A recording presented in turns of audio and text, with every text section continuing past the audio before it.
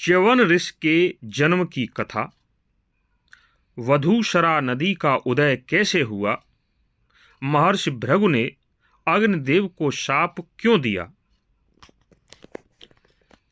जब महर्षि भृगु स्नान के लिए बाहर चले गए, आश्रम पर उनकी पत्नी के अलावा कोई और नहीं था।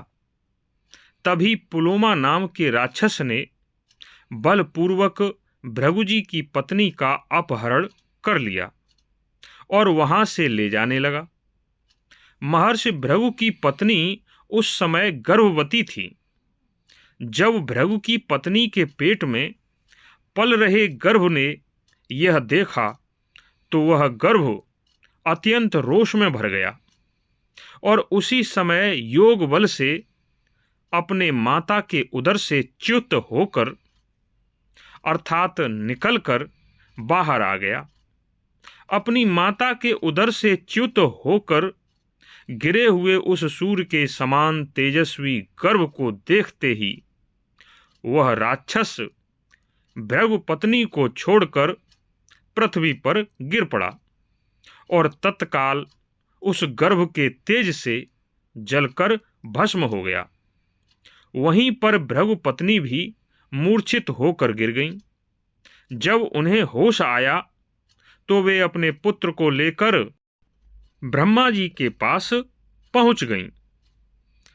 जब ब्रह्मा जी ने भृगु पत्नी को रोते बिलखते हुए देखा तो उन्होंने अपनी पुत्र वधू को सांत्वना देते हुए उसे धीरज बंधाया।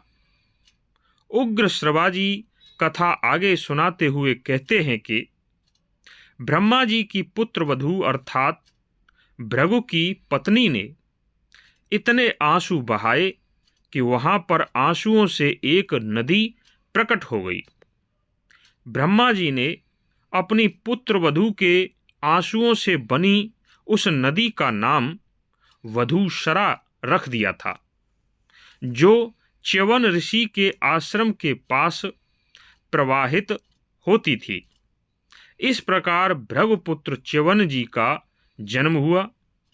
मां के उदर से च्युत होने के कारण ही उनका नाम च्यवन पड़ा। जब अपने पुत्र को लेकर भृगु पत्नी ब्रह्मा जी के पास जाकर रो रही थीं, उसी समय भृगु जी भी वहां पर आ गए।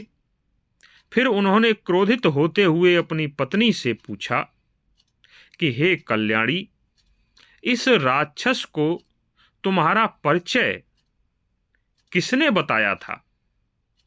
वह तुम्हारे विषय में तो जानता नहीं था, फिर तुम्हारे बारे में किसने बताया?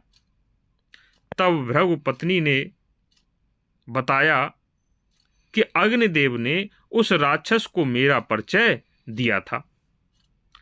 तभी वह राक्षस मुझे उठाकर ले जा रहा था।